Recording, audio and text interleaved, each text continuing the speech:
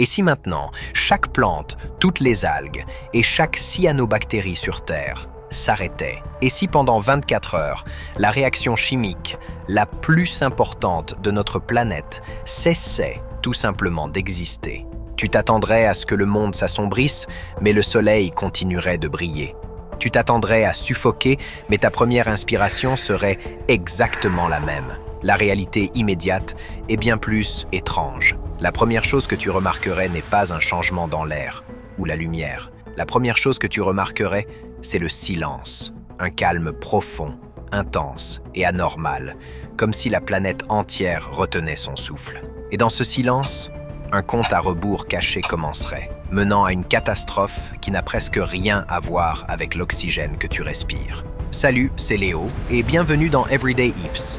Aujourd'hui, on coupe le contact du moteur de la vie pour découvrir que le VRAI danger d'une journée sans photosynthèse n'est pas ce qu'on t'a appris.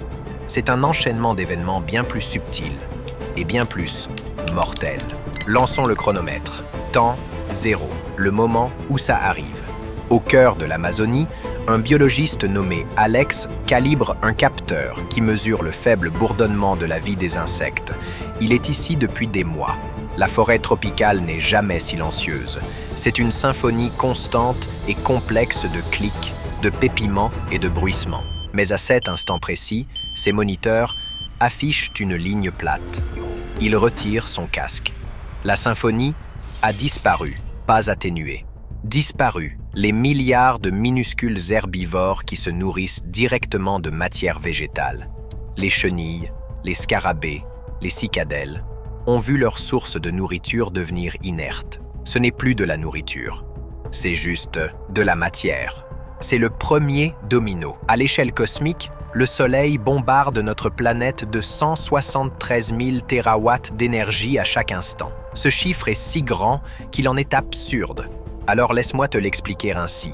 C'est plus de 10 000 fois la consommation d'énergie de toute notre civilisation mondiale qui arrive chaque seconde. Et normalement, notre planète l'absorbe calmement. Normalement, la machinerie verte de la Terre capture une partie de cette puissance, transformant la lumière en vie. Mais maintenant, ce n'est plus le cas. Toute cette énergie ne fait que arriver, frappant la surface et se transformant en pure chaleur perdue. La planète, pour la première fois en des milliards d'années, rejette le cadeau du Soleil. Mais Alex, dans son laboratoire, ne sentirait pas cette chaleur, pas encore. Il sentirait le silence insidieux, une apocalypse d'immobilité, de vide et d'effroi. La base même de la chaîne alimentaire a été vaporisée. À la 3e heure, le silence commence à remonter la chaîne. Les petits oiseaux qui mangent les insectes se taisent. Les prédateurs qui les chassent ne trouvent que des fantômes. Le monde n'est pas seulement silencieux. Il semble vide. Il semble anormal. Mais qu'en est-il des océans? Ils sont les vrais poumons de notre planète, abritant de vastes efflorescences de phytoplancton qui produisent plus de la moitié de notre oxygène. Eh bien, dans notre scénario, ce moteur est aussi à l'arrêt. Ces formes de vie microscopiques ont des durées de vie qui se mesurent en jours. Sans la capacité de photosynthèse, elles meurent, tout simplement. Des milliers de milliards d'entre elles, toutes en même temps. Elles arrêtent de convertir la lumière du soleil, arrêtent de produire de la nourriture et commencent à couler. Dans les premières heures, la surface de l'océan deviendrait d'une clarté déconcertante. Un bleu magnifique, cristallin et complètement stérile. C'est la couleur de la mort. Le krill qui s'en nourrit trouverait un garde-manger vide, puis les poissons qui mangent le krill, puis les baleines. En l'espace de quelques heures, nous avons déclenché une extinction marine mondiale. C'est un effondrement silencieux en cascade qui se produit juste sous les vagues. Mais soyons honnêtes, toi et moi respirons encore très bien. Alors, si nous ne manquons pas d'air, quelle est la véritable bombe à retardement que nous avons annoncée au début? Tu penses que le problème est un manque de production. Mais si le problème était un manque de consommation, cela nous amène à la grande dissonance cognitive de ce scénario. Nous pensons que la photosynthèse nous donne de l'oxygène, et c'est le cas.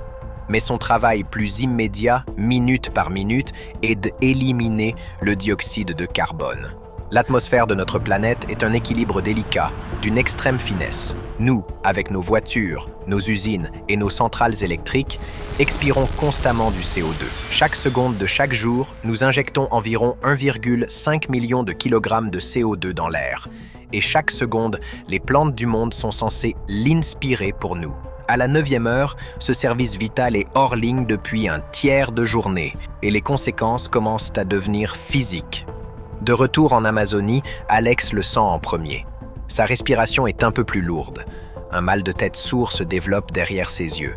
Il vérifie ses instruments atmosphériques, pensant qu'ils doivent être cassés. Ils ne le sont pas. Ces instruments atmosphériques montrent que la concentration de CO2, normalement stable autour de 420 parties par million, est en train de grimper. Quelques parties par million peuvent sembler infimes, mais dans la machine finement réglée de notre atmosphère, c'est l'équivalent de déverser 50 wagons de train supplémentaires remplis de carbone pur dans l'air, chaque minute. 420 et 1, 422. C'est une progression lente, implacable, vers le haut.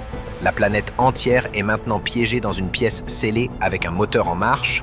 Alors que nous franchissons le cap des 12 heures, une demi-journée sans le moteur de la vie, le monde commence à paraître différent. L'augmentation lente mais constante du CO2 et ce subtil changement de chaleur perdue commencent à jouer des tours à l'atmosphère. Le ciel, qui tire sa couleur de la façon dont la lumière se diffuse sur les molécules, commence à changer. Le bleu familier s'adoucirait, virant vers un jaune-vert pâle et maladif. Une couleur qu'aucun humain n'a jamais vue dominer le ciel. Ce serait le symptôme planétaire d'une fièvre. Pour Alex, les choses empirent. Son laboratoire est isolé de la jungle, mais l'air à l'intérieur provient toujours de l'extérieur. Le mal de tête est maintenant une migraine pulsatile. Il se sent confus, étourdi. C'est l'hypercapnie, un empoisonnement au CO2. Dehors, les animaux qui ne sont pas morts de faim le sentent aussi. Ils deviennent lents, désorientés. Ils sont lentement sédatés par l'air même qu'ils respirent. Le vent ne porte aucune odeur de fleurs ou de terre humide. Il a juste une odeur de rien. Le vent lui-même semble léger, transportant une chaleur étrange et stérile.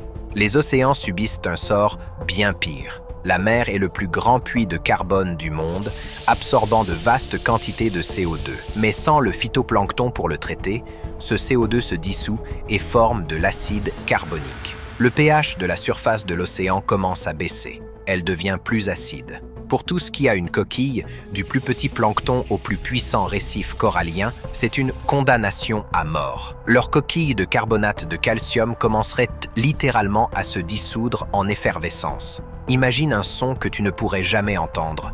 Un murmure à l'échelle planétaire de squelettes qui se dissolvent. Un cri silencieux, chimique. Nous voilà à la 20e heure, l'acte final. Le niveau mondial de CO2 a augmenté de plusieurs parties par million. Cela peut ne pas sembler beaucoup, mais c'est un changement atmosphérique qui devrait prendre des années, condensé en moins d'une journée. Dans les villes où les niveaux de CO2 sont déjà plus élevés, les gens le ressentent de manière aiguë. Léthargie généralisée, confusion et panique. Les services d'urgence seraient débordés par des personnes souffrant de détresse respiratoire, mais personne ne saurait pourquoi. L'air contient encore beaucoup d'oxygène. Voilà le tueur. Pas une suffocation soudaine et spectaculaire, mais un empoisonnement lent, insidieux, une défaillance du système respiratoire de la planète.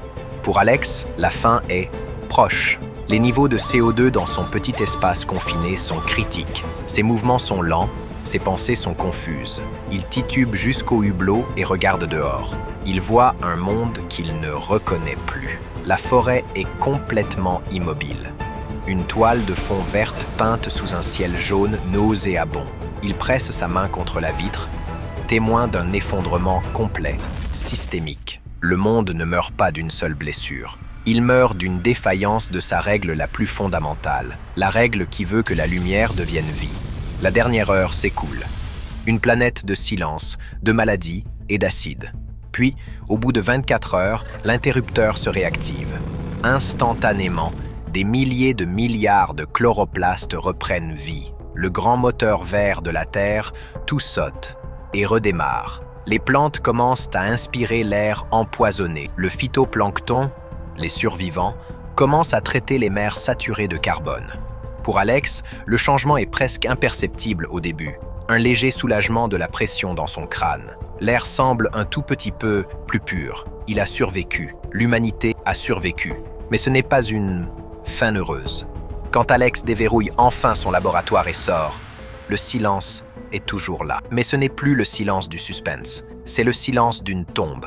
Les extinctions de masse des plus petites créatures à la base de la chaîne alimentaire sont permanentes. La chaîne alimentaire n'est pas seulement endommagée, elle est anéantie. Les récifs coralliens sont blanchis et meurent, incapables de se remettre du bain d'acide. Des écosystèmes entiers, construits sur des millénaires, ont été effacés en une journée.